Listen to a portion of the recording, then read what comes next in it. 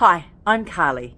I run Communicate Powerfully, which is a training and development organisation where I go into other organisations and help deliver workshops around effective communication, because every conversation is an opportunity to build trust or break it. And so I love working with organisations who get, just like this one, that it's all about the power of effective communication, because that just leads to better leadership, it leads to better outcomes, higher engagement, productivity, less HR issues, people and capability, people and culture, all of that stuff. So communication is just the vehicle behind all of these amazing things in a business. Well, the whole purpose that a business exists.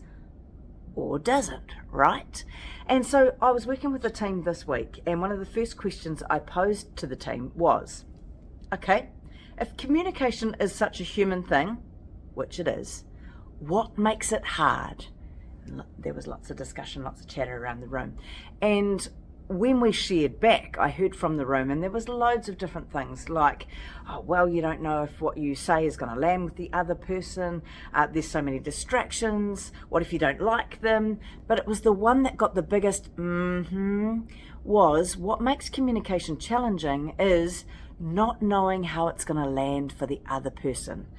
Being afraid of upsetting or causing conflict. And the rest of the whole room's like, And isn't that a fascinating thing?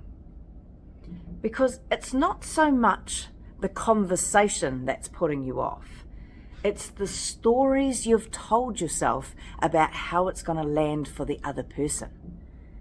And the fascinating thing about stories is, yeah, you might have evidence based on previous experience with that person, or you might tell yourself it hasn't gone well in the past, so it's not going to go well this time.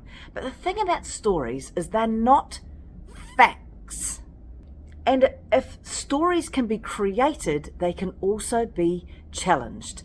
And the issue is, if you believe that story to be true, which is ultimately going to stop you having that conversation, or fluff it, like not do it too well, or mess it up, or go on too hard or too soft, then ultimately that conversation's not going to give you the outcome that you're after. So check yourself before you wreck yourself. And in that workshop, which was called Lead the Conversation, we dived into 3 key parts. Me, what's happening for me, what's going on for me, because every conversation starts with you. And then them, what might be going on for them? Because it's only going to be effective if they understand it. And then we dive into the 3rd component, which is the conversation. And how do we deal with things? How do we read the conversation? How do we use all of our tools to communicate effectively? Oh, it was a juicy conversation. And so if there's one thing that I'll leave you with today, if you notice that you're telling yourself some stories before engaging in a conversation, just take that moment to breathe. Take that moment to pause before engaging in the conversation. And what we teach and Communicate Powerfully is the power of being real. And real stands for every conversation. If you are just real, this is the thing that you can control. You cannot control how they're going to respond, but you can control you. Real stands for be respectful, be engaging. So actually engage, fully present. Don't be like ping, ping, ping. What did I get out? Did I get the chicken out? Is it going to what? Blah, blah, blah. Whatever's going on for you. So be real, be respectful, be engaging, be assertive. So that's where you get to. Be clear and concise, say the thing that needs to be said. And then L is listen.